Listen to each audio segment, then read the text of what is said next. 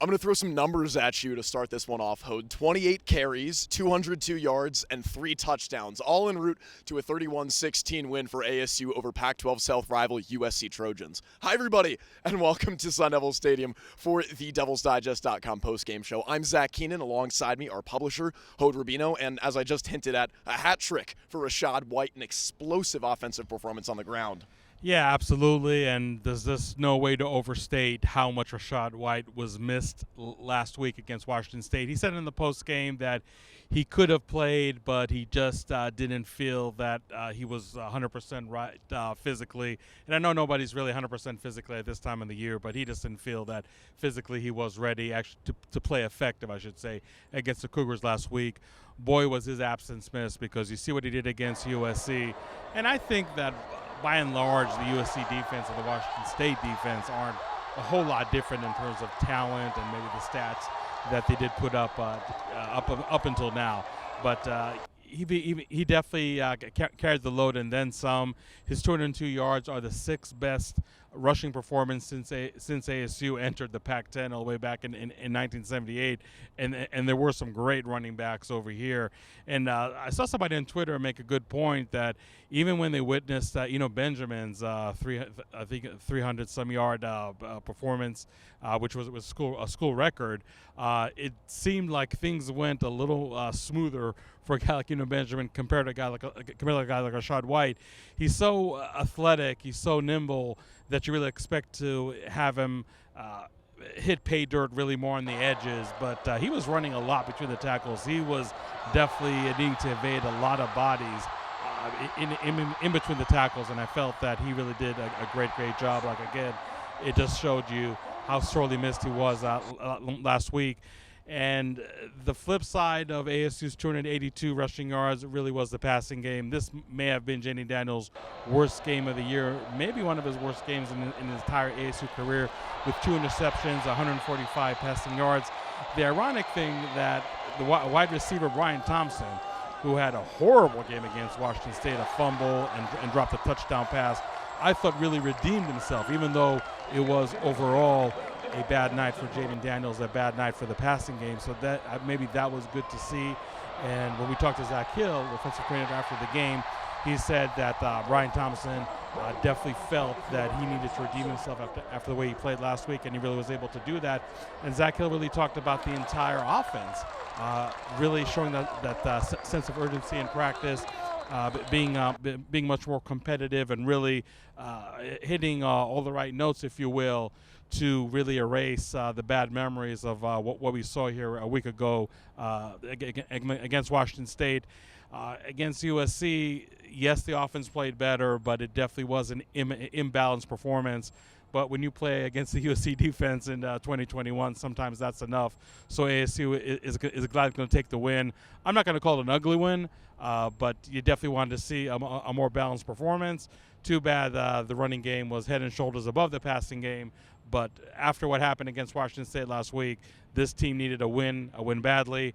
They really showed all week throughout practice how well they were prepared for this game, and a lot of it showed on Saturday night. You look at the defensive side of the ball, and an equally impressive game, especially when you look at how that defense looked last week. So tonight, Kyle Soley and DeAndre Pierce, each with an interception of their own, but the stat that really stood out to me most was the third down efficiency for USC. 5 of 16 on the night. The defense was dominant for ASU. I'll be honest, Zach, I'm not taking anything away from the ASU defense. They did play well. Second game in a row that they held the opponent out of the end zone. Last week, unfortunately, didn't matter a whole lot because of the big hole that they found themselves in the first half. But tonight, it definitely meant everything. But you have to say, USC's third down play calling was head-scratching, and that is being extremely kind. On obvious passing downs, they're running. On obvious running downs, they're passing. They got a 2-quarterback system that does not make sense whatsoever. Keaton Slovis and Jackson Dart were not even close to being average in their performance, just from a pure passing signal caller performance. If Jackson Dart, who I believe is a very talented quarterback, if you're not going to redshirt him in his first year of college football, then don't redshirt him. And I'm not here to give advice to USC. Obviously, there are folks that are cover that team much more than I do and know a whole lot more than Trojans than I will ever know. But I would have to think that those guys still don't understand themselves. What exactly is USC trying to do with this two-quarterback system? And from ASU's perspective, with all the talent they have on defense, they'll say thank you very much. May I have another? And the other, like you mentioned, was just another bonehead call on third down after another. And that's exactly what happened over here.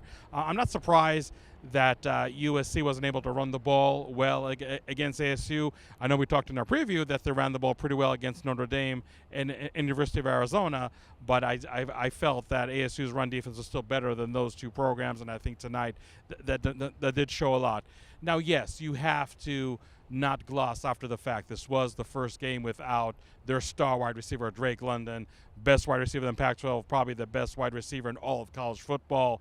And just having that reality hit on game day must have been really, really hard to reconcile. But look, the ASU defense sometimes did quote unquote bail out USC with some penalties when they threw the ball down the field, and still USC only able to muster 16 points, only six in the second half, and their passing game was clearly frustrated by ASU. I don't think even ASU really sacked Slovis and Dart that much at all, but they just did enough with their coverages to really confuse them. All three linebackers, and I think you mentioned that, played outstanding. Kyle Soley, Darren Butler, Merlin Robinson. That unit, I think maybe the first time all season we saw all three playing at a very, very high level. I thought up front, DJ Davidson, some tip passes was really, really disruptive. Chase Lucas, and I know you're going to hear and read the post-game comments. To say it was amped is just like saying it gets a little warm here in July. Chase Lucas was absolutely on fire with the way he played. He wanted this win really, really bad. We talked in our preview about that so disappointing 2020 season opener. And ASU, if they'd ever circled this contest as a revenge game, they definitely got their revenge tonight. I thought it was an outstanding job by the defense.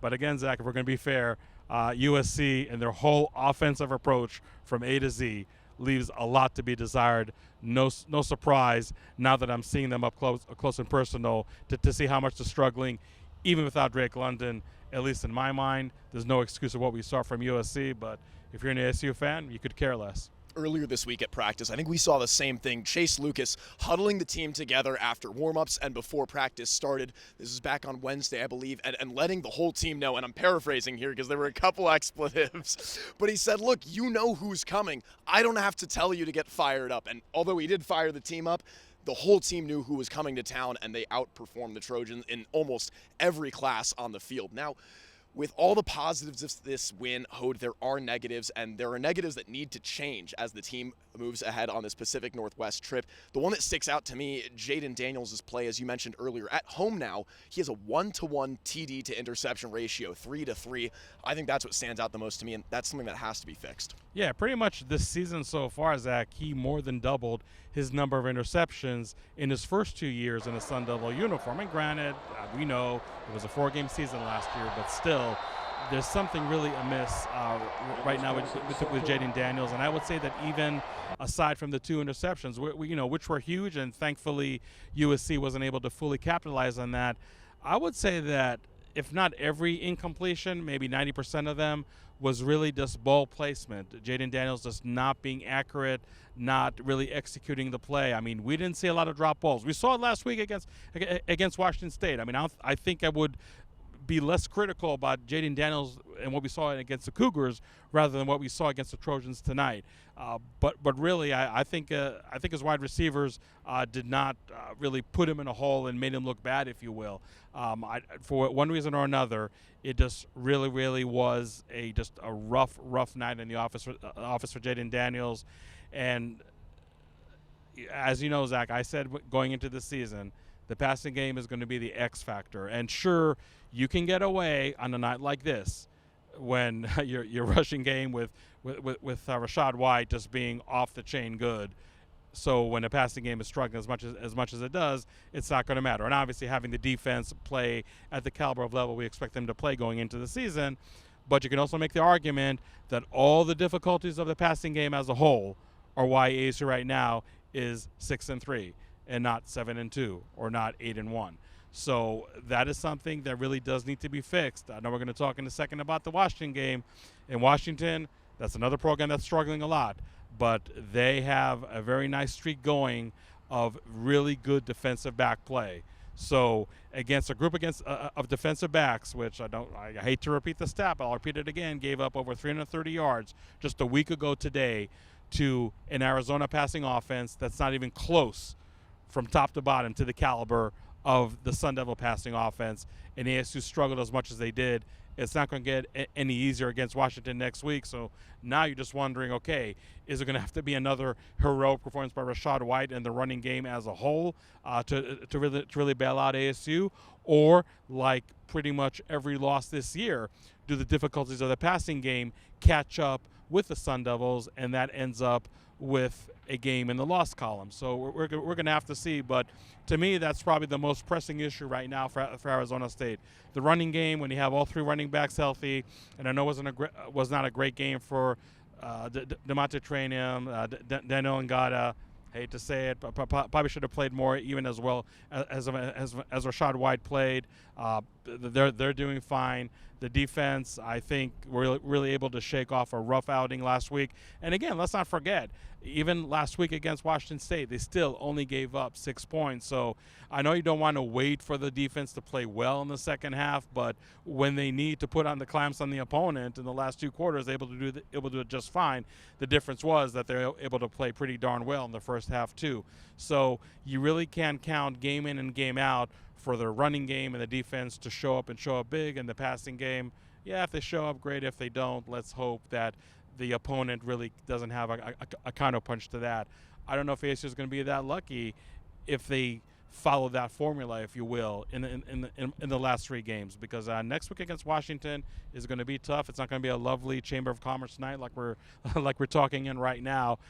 It's going to be a whole lot wetter and a whole lot windier probably. So I'm really curious to see if ASU can fix their passing game in time for the last 3 games of the season. We don't know if a Pac-12 South is really a realistic option. Probably not, but you like to at least finish the regular season on a strong note. Yes, ASU more than likely is going to a bowl. Now it's a matter of what kind of postseason contest awaits them in December, and these last 3 games are going to determine a lot. Hode, I appreciate your time tonight. In summary, ASU with a 31-16 win over their Pac-12 South rivals USC, bringing them to a 6-3 record on the season. As you mentioned, makes them bowl eligible, and now with 3 games remaining, each of those wins matters in getting better, bigger, more important bowls as the season moves on. But again, ASU coming away with a 31-16 win over the Trojans tonight. For Hode Rubino, I'm Zach Keenan, and we will see you later.